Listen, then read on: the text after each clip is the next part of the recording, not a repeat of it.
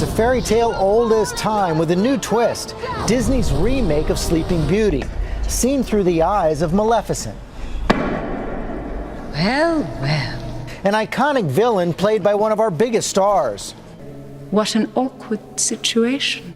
Angelina Jolie says she was drawn to Maleficent even as a young girl. When I was little, I didn't relate to the princesses. Listen well, all of you. I saw Maleficent and I just thought she was so elegant. You seem to be having a great time, but you had to play around with the voice a little bit. I did.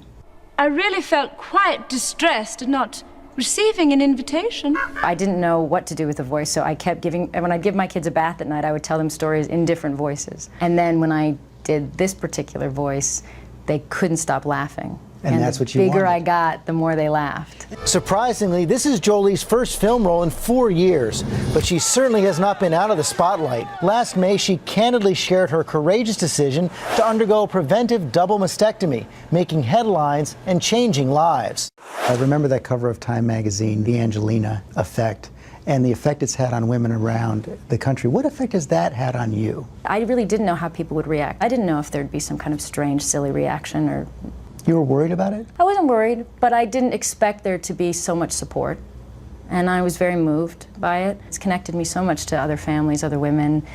And, you know, and now when I meet people, we don't talk as much about films, but we talk about their children or women's choices or their wives. So it's been a really beautiful journey. Her frankness on this issue is yet another example of Jolie using the flame of her stardom to cast a light on global problems, something she's been doing for more than a decade through her humanitarian work. You know, we talked, I think you were in Washington back in 2005. You spent a day in Washington. I asked you then if you would ever think about going into politics. You said, no, I have way too many skeletons.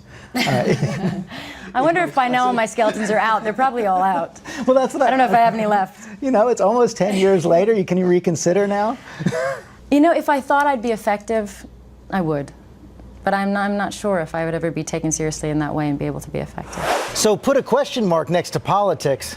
As for those wedding plans... I was surprised to see you talking about your kids talking about a possible wedding. What is a paintball wedding? I love that. I may have to do this now. We don't have a date and we're not hiding anything, but we really don't know. We talk to the kids about it every once in a while, and they ask us every once in a while, and one of them suggested paintball. And we thought, well, it's different. So who knows? You know, I think the important thing is that whenever we do it, that the kids do have a great time, and we all, you know, take seriously the love and the connection between all of us, but we also just get silly and do something memorable.